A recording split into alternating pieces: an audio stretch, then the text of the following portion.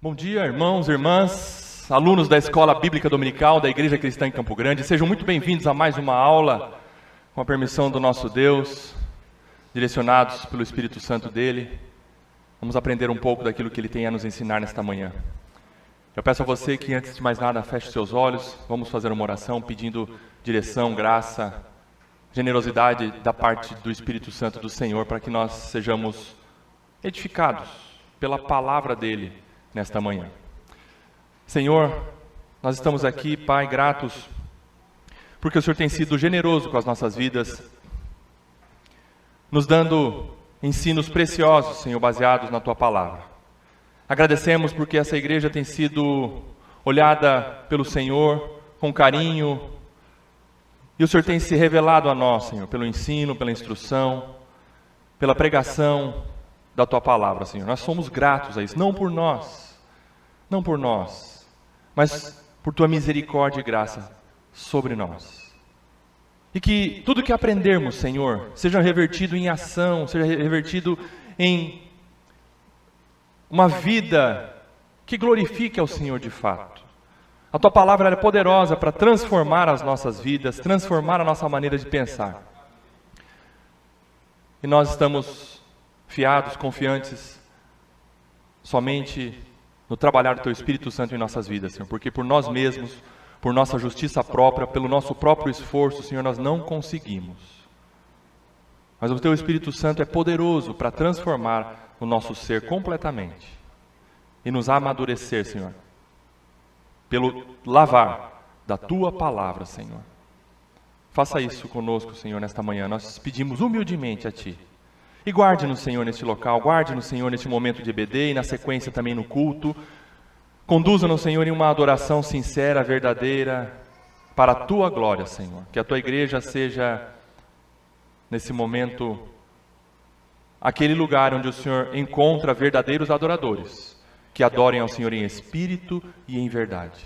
Assim oramos, no nome santo do nosso Salvador Jesus Cristo. Amém. Continuando essa minha matéria a respeito das doutrinas da graça, eu peço a você, por favor, que recapitule comigo os pontos que nós já vimos. Eu vou passar, você tem aí também na impressão, mas eu vou passar o esquema didático até chegarmos na aula de hoje. Mas nós já vimos a primeira aula, a introdução. Nós já vimos na segunda aula o quê? O primeiro ponto das doutrinas da graça. Qual foi o primeiro ponto que nós já vimos? Depravação total. Depois, como eu me propus, no nosso esquema didático, a gente estuda um ponto e, na sequência, a gente estuda objeções a este ponto. O que é uma objeção? Objeções são questionamentos para apontar contrariedades, se é que existe. Objeções são isso, são questionamentos que devem ser feitos. Nós devemos objetar, nós devemos questionar, para ver se de fato tudo isso provém da palavra de Deus. E é o que nós estamos vendo. E até aqui, o Senhor tem nos mostrado pela palavra dele que os pontos das doutrinas da graça estão... Vocês têm dúvida? Até aqui, eu vou repetir. Nós temos visto, à luz da palavra de Deus, que os pontos das doutrinas da graça estão... corretos. Aleluia. Glória a Deus por isso. Não por Calvino, mas pela palavra de Deus. Amém? Segundo ponto, eleição incondicional, ou quarta aula, eleição incondicional. Ou quinta aula, nós vimos objeções à doutrina da eleição incondicional. Sexta aula, expiação limitada, foi na aula passada, há 2 domingos atrás. Nós vimos sobre a expiação limitada. A expiação de Cristo, ela é limitada em seu poder? Não, em seu alcance. Mas ela poderia alcançar todos. Sim ou não? Sim, porque ela é poderosa para salvar trilhões de humanidades. Mas ela foi específica, ela foi eficaz, ela foi direcionada, ela foi limitada para os eleitos. Muito bem, expiação limitada. Hoje, então, vamos ver objeções à doutrina da expiação limitada. Eu já adianto a você que essa aula e esses questionamentos são os mais ferrenhos contra as doutrinas da graça. As objeções contra as doutrinas da graça atacam quase que em 80% o terceiro ponto. Tanto que, dentro dos calvinistas, tem aqueles que são os calvinistas de 4 pontos. Dentro do calvinismo, tem aqueles que acreditam na expiação para todos. É mesmo, Rodrigo? Sim, tem os calvinistas de 4 pontos, que eles acreditam na salvação ou na expiação com o poder de Cristo para todos, desde que o crente creia. Só que nós, como nós vimos na palavra de Deus, e vamos ver os textos nesta manhã, a expiação, ela sim, é limitada. A expiação não é universal. A expiação sim, é limitada. É limitada. Mas esse ponto é um ponto muito controverso para aqueles que querem habitar nas controvérsias. Vamos lá. 7ª aula, então, objeções da doutrina da expiação limitada. Textos bíblicos, alegadamente universalistas. Lembram que eu terminei a aula sobre a expiação limitada? Eu falei, e aí, aquele texto que fala que Deus deseja que todos sejam salvos. E aí? A resposta vai vir agora. E aquele outro texto, pouco conhecido, que Deus amou ao mundo de tal maneira, que deu seu único filho, para que todo que nele crê não pereça, mas tenha vida eterna. Qual é esse texto? João 3,16. Deus amou o mundo, portanto ele salvou os eleitos. Amém, meu diácono, os eleitos. Deus não salvou o mundo, ele amou o mundo. Nós vamos ver qual que é a aplicação joanina para a palavra mundo. João tem um intento ao colocar mundo em seus escritos. Nós vamos ver. Vamos lá. E também a palavra todos. Paulo também usa bastante a expressão todos. Mas nós vamos ver qual é a aplicação da palavra mundo e palavra todos. Para nós, então, lançarmos por terra e ficarmos convictos na palavra de Deus que essas objeções não fazem sentido. Ou não conseguem combater a própria palavra do Senhor. Combater, ou seja, colocar dúvida, ou ficarmos em dúvida. Não, eu não quero que você saia daqui com dúvida. Eu quero que você saia daqui nesta manhã, pela graça de Deus, convicto de que a palavra de Deus mostra para você que a expiação sim é, como John Piper fala, a expiação é objetiva. Ela é eficaz. Bom, vamos lá. Há alguns textos bíblicos que são frequentemente citados em defesa da expiação universal.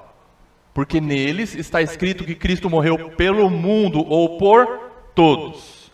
Mas a palavra mundo e a palavra todos devem ser interpretadas dentro de seus contextos.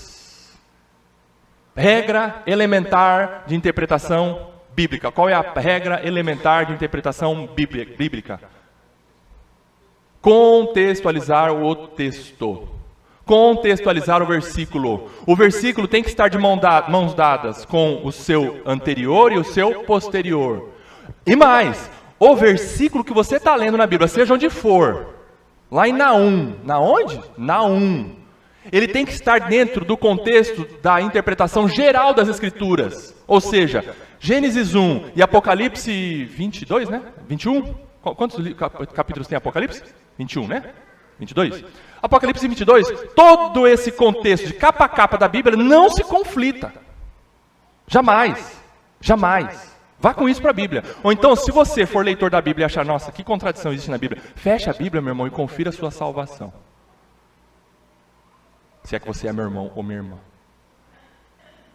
Não vá para a leitura bíblica com o pé atrás.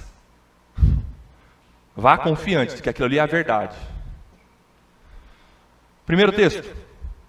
Vamos lá, nós vimos, né? Devem ser interpretadas esses textos, essas palavras, interpretadas dentro de seus contextos. A palavra mundo, por exemplo, pode abranger o universo material. O mundo, qual outra palavra que você pode usar? O mundo criado. Olha lá, João 1,10. O mundo foi feito por intermédio dele. João escreve no início lá do seu evangelho, no princípio era o Verbo. O Verbo estava com Deus, e o Verbo era Deus. Todas as coisas foram feitas por intermédio dele, e sem ele nada do que foi feito se fez. Aí chega no versículo 10, ele fala, isso aqui, ele escreveu isso aqui, o O quê? O que foi criado. Veja, nesse momento João quis usar a palavra mundo se referindo ao que foi criado. Mas, ou o que foi criado, ou seja, o mundo, o universo material, foi feito por intermédio do verbo, de Cristo. Ok? Nesse contexto, palavra mundo. Universo criado. Universo material. Outra interpretação da palavra mundo no contexto joanino. Mas o mundo não o conheceu. Mundo criado? Ê, João, assim você complica nós, né? É o mundo criado? Não. Nesse momento, João, usando a palavra mundo, cosmos, ele quis descrever para você e para mim que mundo, nesse momento, são aqueles que não receberam, não creram em Jesus. Agora vamos lá. Mas, aqueles que não creram, aqueles que não receberam Jesus, tá óbvio, não o recebeu. Aqueles que não creram em Jesus, não o receberam. Mas ele usa a palavra mundo. Mas o mundo não o recebeu. Mas todo mundo não recebeu Jesus? Por que eu não posso afirmar isso? Porque você recebeu Jesus. Porque você creu em Jesus. Então todo mundo não é todo mundo. E mundo aqui não é mundo criado. Eu vou dar um abraço em João quando chegar lá na glória. Meu apóstolo, muito obrigado por seus escritos. Foram muito edificantes. Deu um trabalhinho um pouquinho lá na terra, mas o Espírito Santo foi poderoso para iluminar as nossas mentes. Obrigado, apóstolo João. Né? Mas o mundo não o recebeu. Olha lá, outra aplicação da palavra mundo no contexto joanino. Muitos homens. Eu tenho falado francamente ao mundo. Ele escreveu as palavras de Jesus. João capítulo 18, versículo 20. Eu tenho falado francamente ao mundo. Mas Jesus estava falando francamente a todo mundo? Não, para alguns homens. Há uma limitação nesse contexto quanto à palavra mundo. O que mais? Mateus 18, 7 também. Mateus usa a palavra mundo se referindo a muitos homens. Ai do mundo. Ai do mundo, ou seja, ai, tadinho de muitos homens, tadinho de muita gente, tadinha de muita gente, por causa dos escândalos, porque é inevitável que venham escândalos, mas ai do homem pelo qual vem o escândalo. Mateus 18, 7. Então ali, a palavra mundo não significa todos os homens, ou não significa o universo criado, mas significa muitos homens, muita gente. Outra aplicação da palavra mundo, pelo apóstolo Paulo agora, diversas pessoas, em diversas partes do mundo. Olha só, esses versículos 5 e 6 do primeiro capítulo de Colossenses. Por causa da esperança que vos está preservada nos céus, da qual antes ouvistes pela palavra da verdade do Evangelho, que chegou até vós, como também em todo, a palavra do Evangelho, essa esperança que chegou aos Colossenses, também chegou em todo o mundo, está produzindo fruto e crescendo, mas ali chegou em todo o mundo. Qual é a intenção do autor? Ele quis fazer menção a diversas pessoas, em diversas partes do mundo, mas não que a escrita, o evangelho daquele momento tenha chegado a todo mundo, para todas as pessoas, todos, ok? Palavra mundo na escrita paulina. Portanto, leia comigo bem forte aí, lá na projeção ou no seu papel. A Bíblia, vamos lá, a Bíblia, tendo sido escrita em linguagem humana comum, usa o modo como o homem normalmente se comunica. E nós usamos este tipo de linguagem. Por exemplo, aí eu coloquei um exemplo aqui. Se eu falo, nesta manhã, eu gostaria que todo mundo estivesse na EBD e no culto. Eu estou falando que todas as pessoas do mundo eu gostaria que estivessem aqui conosco? Não é num bate-papo que a gente fala assim, nossa, eu queria que todo mundo estivesse na EBD e no culto. Estou vendo gente faltando, estou vendo gente que não vem no culto, nas reuniões. Poxa, que triste. Eu queria que todo mundo tivesse, viu? Seria tão bom. Mas eu estou dizendo todo mundo do mundo? Todas as pessoas? Não. É uma maneira da gente se comunicar dizendo, eu queria que todo mundo, ou seja, todos os membros da nossa igreja estivessem presentes nas reuniões. É isso. Olha essa aplicação da palavra mundo, para nós interpretarmos, e tem restrições. Tem contingenciamento, vocês perceberam? Vamos lá.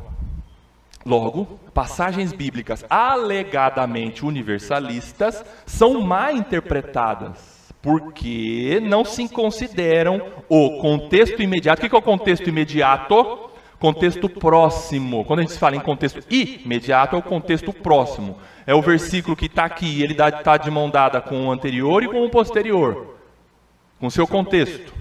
E também a interpretação geral da palavra de Deus. Por quê? Muitas vezes nós fazemos leituras de textos no Novo Testamento que não se contradizem com o Velho Testamento, com o todo das Escrituras.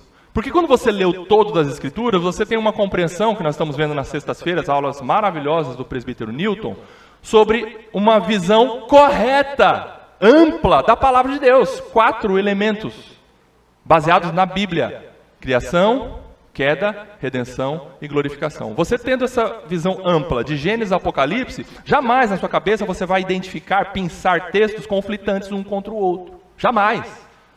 Porque você tem uma noção do todo. Porque você sabe que a redenção, ela é para um povo, desde lá de Noé, Abraão. Perceberam? Aí você vai chegar no Novo Testamento, não vai ter tanta dificuldade em achar que Deus salva todo mundo. Eu estou dando um exemplo simples, para você ter uma compreensão do todo. Então, regra básica de interpretação das Escrituras. O texto dentro do seu contexto imediato e também dentro da interpretação geral das Escrituras. Pois não, pai?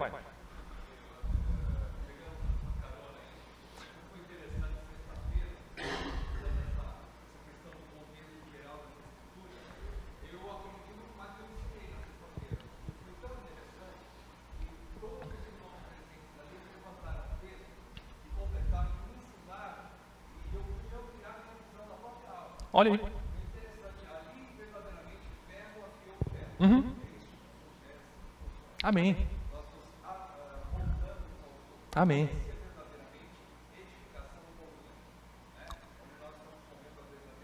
Como a gente se completa.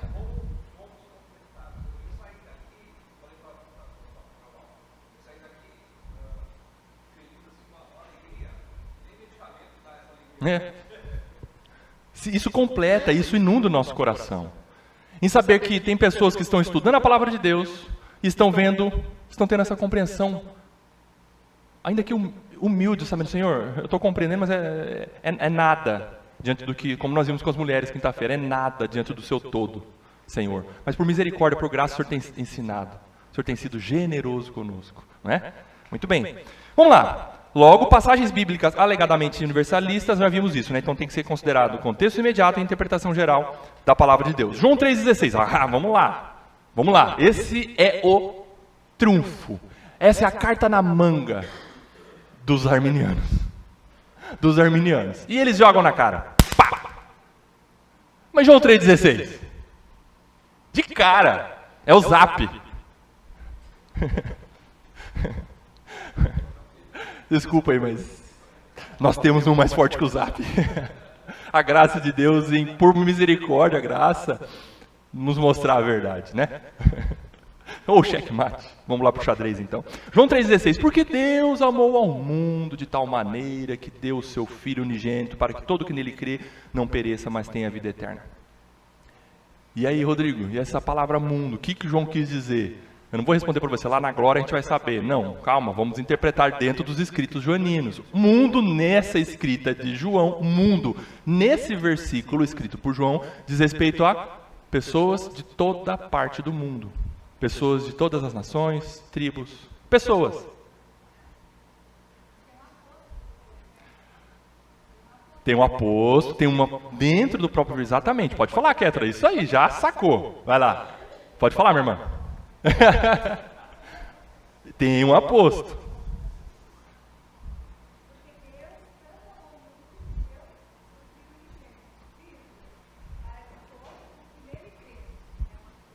E aí?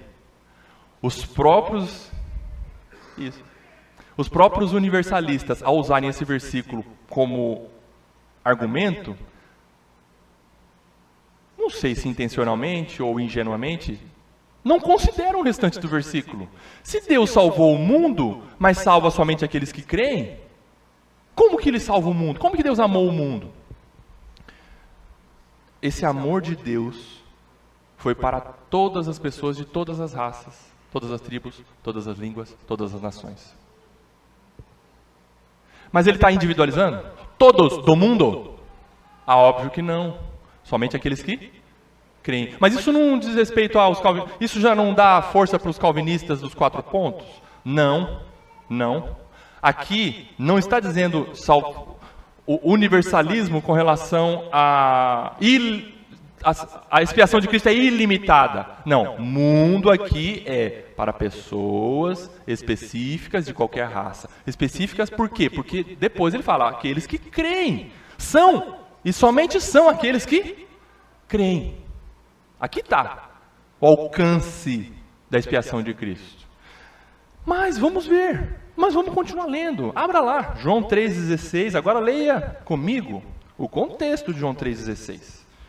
João 3,16 diz assim: porque Deus amou o mundo de tal maneira que deu o seu Filho unigênito para que todo que nele crê não pereça, mas tenha a vida eterna. Versículo 17. Porque Deus enviou o seu Filho ao mundo não para que condenasse o mundo, mas para que o mundo fosse salvo por ele. Se nós utilizarmos a interpretação universalista para a palavra mundo, no versículo 17, porque Deus enviou o seu Filho para todos, não para que condenasse a todos, mas para que o mundo todos fossem salvos por ele. Aqui, se nós fôssemos interpretar a palavra mundo como todos, meu Deus, aqui de fato seria uma confirmação do universalismo. Ninguém seria condenado, todos seriam salvos. Mas não é isso. Não é isso dentro do contexto imediato, que nós vamos ver no versículo 18, e também dentro da interpretação geral das Escrituras. Deus não salva todos. Agora olha o 18. Quem não crê, não é condenado. Quem nele crê, não é condenado. Mas o que não crê já está condenado, porque não crê no nome do unigênito Filho de Deus. Tirou muita gente do mundo, ou se tirou. Dá uma rachadinha no universalismo? Não, dá uma derrubada no universalismo. Esse versículo 18, o 18. Perceberam o contexto? Tem gente que vai para o inferno. Ontem foi gente para o inferno, hoje tem gente indo para o inferno, amanhã vai ter gente indo para o inferno. Porque Jesus não salva a todos. Repito, não porque ele não tenha poder, mas porque ele tem propósito. Salvar todos aqueles que o Pai deu a ele. Lindo isso. Entenderam então o contexto aí de João 3,16, dentro dos escritos joaninos. Vamos lá, João 1,29. No dia seguinte,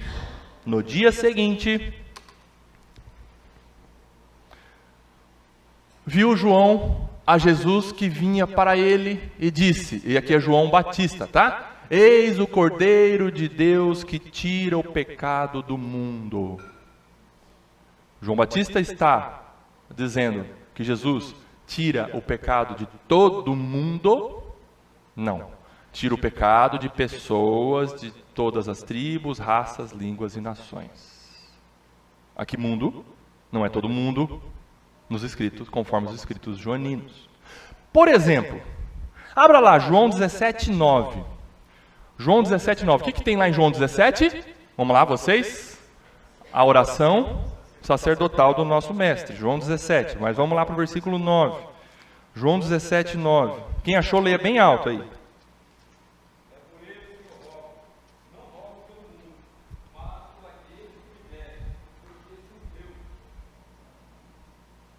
É o 9, só nessa sessão. Porque são teus. Jesus está dizendo que ele vai pedir ao Pai e rogar e salvar todos. O versículo 9 é uma fala do nosso Redentor. E o nosso Redentor está dizendo isto.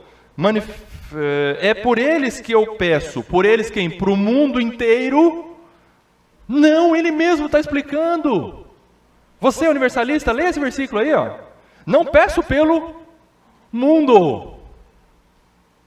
Não peço por todos. Aqui poderíamos interpretar como todos. Mas eu não peço irrestritamente para todo mundo, mas eu peço por aqueles que me deste, porque são teus. Há um contingenciamento? Pergunto. Sim, óbvio. Há uma limitação? Sim, está claro. Pelas palavras do nosso Senhor Jesus Cristo. O próprio Senhor Jesus aqui já explica o termo mundo escrito por João. Aqui. Perceberam? Muito bem. João 4,42. E diziam à mulher: já agora não é pelo que disseste que nós cremos, mas porque nós mesmos temos ouvido e sabemos que este é verdadeiramente o Salvador do mundo. Dentro da escrita joanina, esse mundo não é todo mundo. Não é todo mundo. Vamos para Paulo agora. 2 Coríntios 5,19. A saber, que Deus estava em Cristo reconciliando consigo o mundo. Mundo não pode ser todo mundo. Não imputando aos homens as suas transgressões, e nos confiou a palavra da reconciliação. Não é salvação de todo mundo. É salvação de pessoas escolhidas no mundo que são reconciliadas com o Pai através de Jesus Cristo. Pergunta-se, a palavra mundo pode ser substituída pela expressão todos os seres humanos? Diante das interpretações que nós tivemos no contexto imediato e diante da interpretação geral das Escrituras, a resposta é certamente não. Não pode. Não dá para ser. Ainda que a gente tente imprimir a nossa interpretação ao texto. Mas se nós formos honestos e olharmos o todo das Escrituras, a gente vai ver que, se a nossa interpretação for esta, há conflito. Mas não pode haver conflito. Então a gente tem que se adequar àquilo que a palavra de Deus nos mostra. Não é, mundo não é todo mundo. Não pode ser substituído por todos os seres humanos. A aplicação adequada à interpretação geral da palavra de Deus é...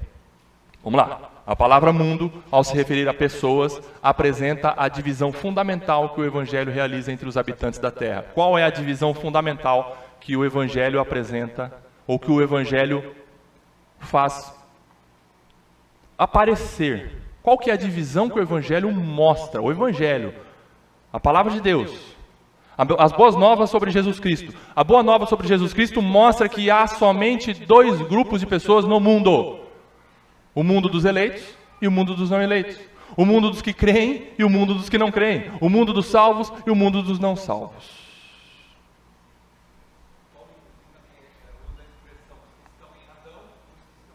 Os que estão em Adão e os que estão em Cristo.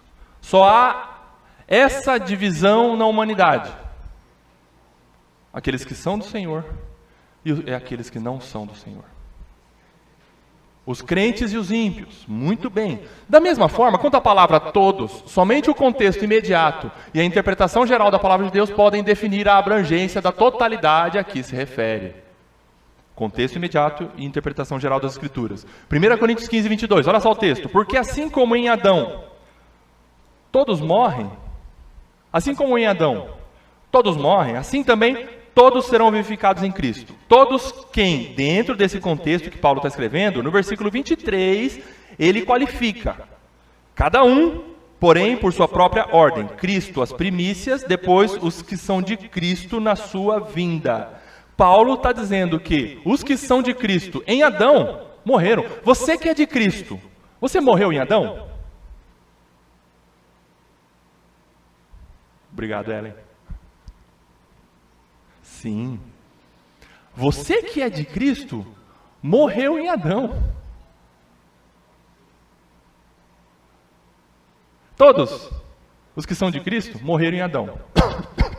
Assim também, todos os que são de Cristo, serão vivificados em Cristo.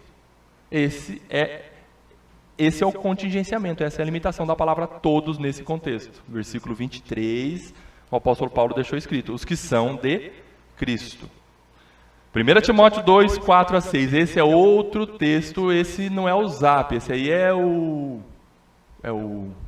Qual que é o outro forte? É o Copa, né? No truco? Espadilha. Tá bom, vamos lá, dos arminianos. 1 Timóteo 2, 4 a 6. O qual deseja? Deus deseja que todos sejam salvos. No xadrez, esse daí é a rainha, né? Se bem que a rainha no xadrez tem bem mais força do que o rei, né? 2, 4 a 6. O qual deseja que todos os homens sejam salvos e cheguem ao pleno conhecimento da verdade.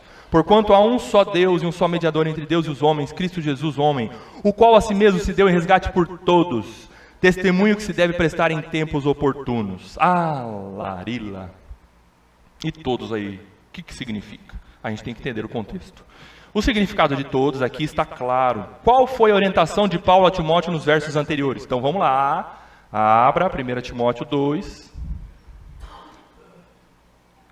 Todos, aqui, Paulo se refere a isto.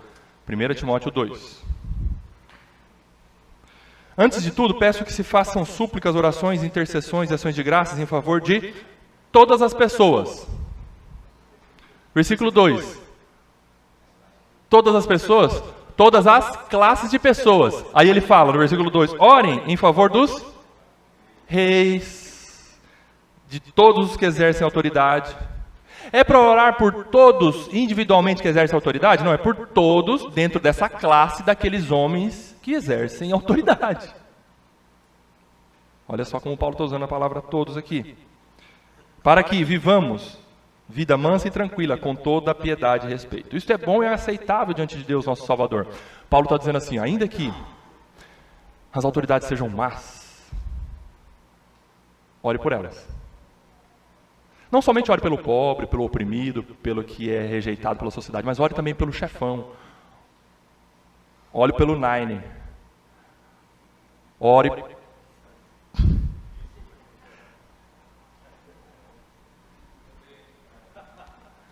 por todos. Ore por todos. Isso é aceitável diante de Deus. Por quê?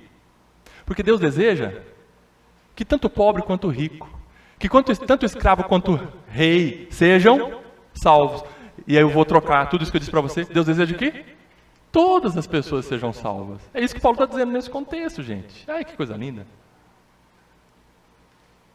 Não sei se Deus deseja que o presidente seja salvo, mas ore. Ore pelas autoridades, porque isso é aceitável diante de Deus. Pronto. É isso aí. Amém. Alguém intercedeu por nós. Amém.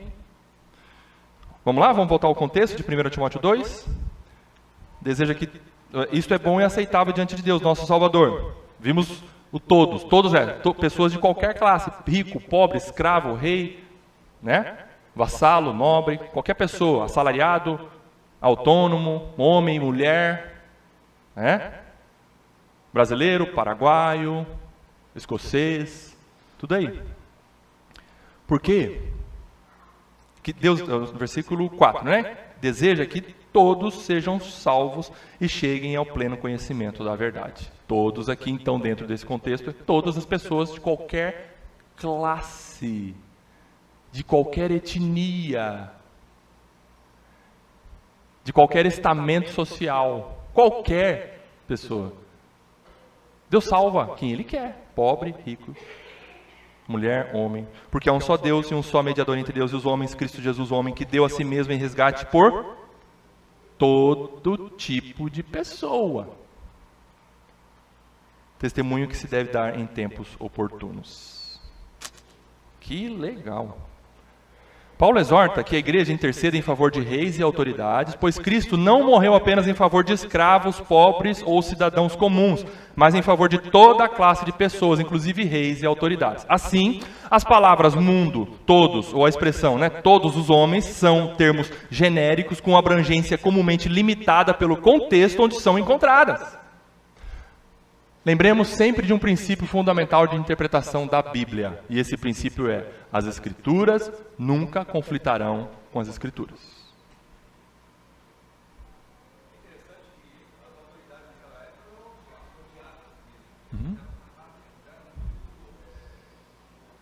Uhum.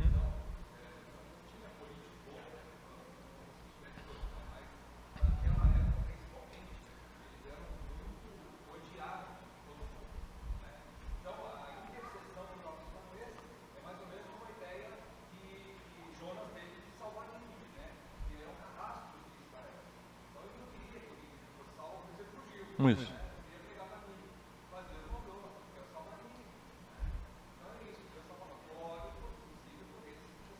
Isso. Muito bem. Amém. É isso. E aí, pegando a questão de Nínive, estudando a respeito dessas objeções, eu vi comentários assim, porque aí arminianos jogam assim, mas então Deus salvou Nínive, toda Nínive. Porque a palavra, lá em Jonas está claro, Deus salvou toda a cidade de Nínive. E aí a resposta nossa, como calvinistas, crendo na soberania de Deus, diz, sim, Deus salvou toda aquela geração dos ninivitas, naquele momento, escrito por Jonas. Toda aquela geração. E depois, teve ninivita que não foi salvo? E antes? Também? Também. Tá bom? É isso que a gente tem que entender. Ali está claro. E aí os intérpretes dizem, é verdade, ali Jonas escreveu que de fato o Senhor salvou toda a cidade de Nínive. Os que estavam vivos naquele momento, aquela geração, que ouviram a pregação de Jonas. Ok? É isso. A gente tem que também ser coerente com aquilo que a palavra de Deus está mostrando. Só que tem que entender o que aquele termo, toda a cidade de Nínive foi salva. Toda geração, toda aquela geração. As escrituras nunca conflitarão com as escrituras. Muito bem. Opa! Pode falar.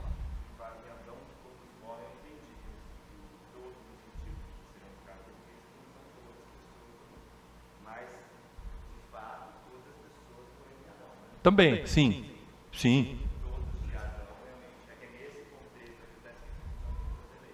Isso, se você ver a continuação, os que são de Cristo. Cristo é as primícias, depois os que são de Cristo. Paulo está dizendo, os que são de Cristo, todos morrem em Adão e todos são vivificados em Cristo. Você que é de Cristo, morreu em Adão. E você que é de Cristo, foi vivificado em Cristo. É esse contexto que Paulo está escritando. Esse todos, é todos com relação àqueles que são de Cristo. Mas... sim, porque outros textos das Escrituras mostram que todos os homens morreram por conta do pecado, né? Não há um justo sequer, não há. Exatamente, muito bem. Dentro do contexto geral das Escrituras, todos morreram, mas nem todos são vivificados em Cristo. Entendeu? Muito bem. Explicação bíblica sobre as palavras mundo e todos, quanto à expiação realizada por Cristo.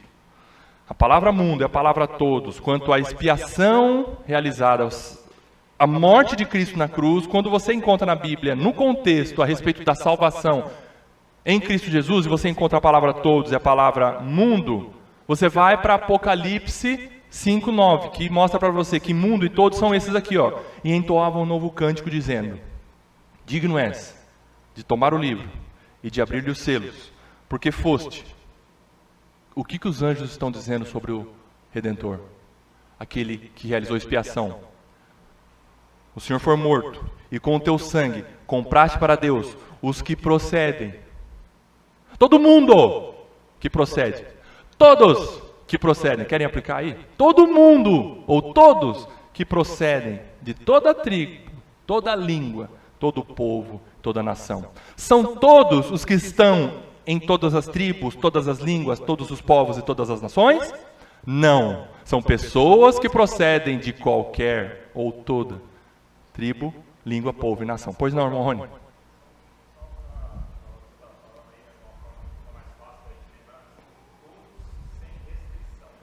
Boa. Boa, muito bem. O Granconato usa essa diferenciação. Muito bem, todos sem restrição, mas não todos sem exceção. Muito bem. O pastor Paulo Júnior, ele fala assim, ó, se nós forçássemos a barra para interpretarmos esses textos como uma aplicação universal da expiação de Cristo, ok, então tá, então tudo bem, vamos acreditar que Cristo morreu por todos, logo, ninguém vai para o inferno. Ninguém vai para o inferno. Ah não, mas é somente aqueles que creem. Só somente aqueles que erguem a mão. Só somente aqueles que falam, eu quero. Mas aí você está limitando o poder da expiação, porque depende. Se algo é dependente, ela é limitada. Não é soberana. Paulo Júnior fala, crendo no universalismo, ou seja, na aplicação literal dos termos mundo e todos para a expiação de Cristo, todos serão salvos. Mas não é isso. Nós estamos entendendo que não é dessa forma. A gente não pode forçar, imprimir essa interpretação com relação a toda pessoa sendo salva, sendo expiada por Cristo. Ainda que, eu repito e vou sempre repetir, nós não podemos tirar da nossa mente que o sangue de Cristo é suficiente para salvar tudo e sobra. Bom, essa é a nossa segurança, o poder do nosso Salvador, né?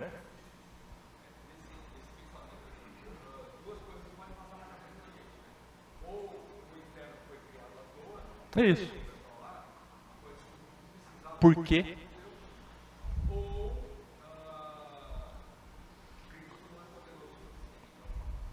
Exato. Exato. Exato. Opa. Uhum. Mas só teriam direito à salvação aqueles que procedessem. Uhum.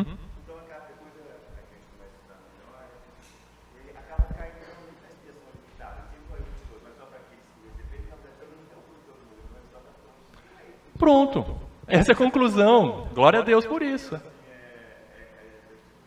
Diferente, mas uma coisa tinha que haver uma respeito. Isso. Mas olha só, a gente tem... Isso.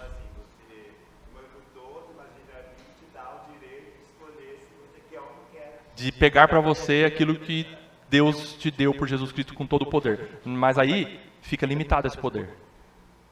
Que nem em muitas casas de católicos, não sei se vocês já viram um quadro assim de um Jesus europeizado com olho azul. Aí embaixo assim, tem uma frase para a mãe dele assim, bem que eu tentei. Bem que eu tentei. Vocês já viram isso? Católicos têm isso, em algumas casas de católicos. Bem que eu tentei salvar essa humanidade rebelde. Que Jesus é esse? Que depende da contrapartida do pecador para salvar alguém. Esse entendimento do Marcelo tem que ser corrigido quando a gente vai, corrigido quando a gente pensa na expiação de Cristo não como uma vacina, mas como uma anulação de sentença. Olha só, a salvação, a expiação não é uma vacina que está disponível para todos, tem um poder para salvar a todos, desde que você aplique. É uma vacina poderosa para salvar a todos, mas não, você não vá para o campo da medicina, vá para o campo do direito judicial. A expiação de Cristo é anulação de sentença condenatória.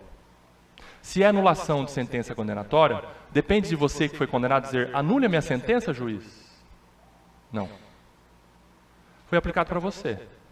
Anulou sua sentença. Rasgou sua dívida. Rasgou judicialmente. E te declarou justo. Você fez alguma coisa?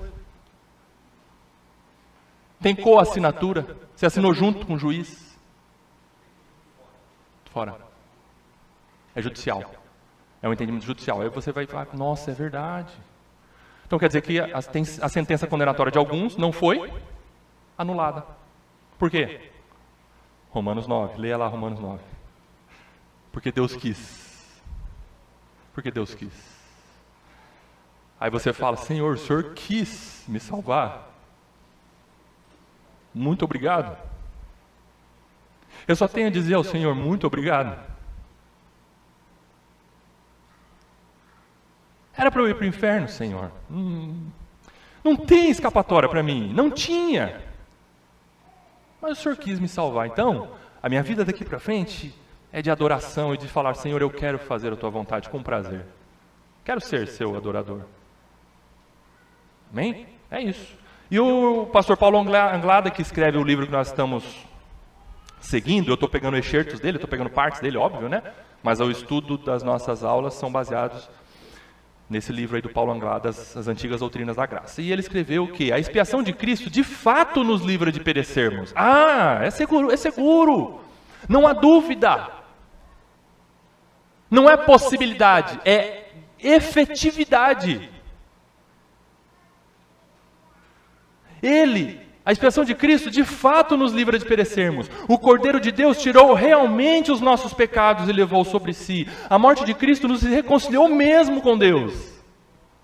Por isso tudo, Jesus é o nosso Salvador, pois Ele salva, de fato salva, verdadeiramente salva o seu povo dos seus pecados. Aleluia. Quando nós compreendemos o terceiro ponto da expiação limitada, é para nós nos jogarmos no chão e dizermos: Senhor, o Senhor me salvou mesmo e nada muda isso. Quem tentará acusação contra os eleitos de Deus? Diga um. Nem o diabo, o principal dos acusadores. Porque de fato Jesus salvou. Aleluia. É para nós vivermos de joelho nesse mundo, sendo grato ao nosso Redentor e falando dele para as pessoas, porque ele de fato salva. Por que você vai oferecer alguma coisa boa para a pessoa e falar: pode ser que você que é vendedor, por exemplo, seu produto está aqui, mas você não acha que ele é muito bom. Seu argumento para convencer o comprador vai ser bom? Não vai. Olha, eu acho que você vai gostar dessa pomada, viu? Você já usou? Eu usei um dia, sim, não foi tão boa, mas eu acredito que para você vai ser boa. Não. Você vai falar para a pessoa: você é pecadora, mas eu tenho aquele que pode mudar a sua vida. Eu te apresento, Ele é Jesus Cristo, que pagou o seu pecado na cruz, que te salva. Entrega a sua vida a Ele. Reconheça isso. Você precisa de um Salvador. Aí você está apresentando aquele que tem todo o poder para salvar, Jesus Cristo. Amém? Alguém quer falar mais alguma coisa? Louvado seja Deus então por nosso Salvador Jesus Cristo. Senhor, obrigado. Porque por Tua palavra, Senhor, nós somos convencidos. Não por palavras de homens, não por instruções do nosso amado pastor Paulo Anglada, não pelos escritos maravilhosos do nosso amado pastor João Calvino, mas tudo isso, Senhor, todos esses homens e tantos outros que nós seguimos as suas interpretações, eles estão fiados, confiantes na Tua palavra, estiveram confiantes na Tua palavra. E é nela que nós nos baseamos, Senhor. É na Tua palavra. Salva-nos de nós mesmos, Senhor. Do nosso entendimento ainda confuso, do nosso entendimento conflitante, mas que nós, de fato, nos rendamos ao poder e à habilidade da Tua palavra em transformar a nossa maneira de pensar. No nome de Jesus. Amém.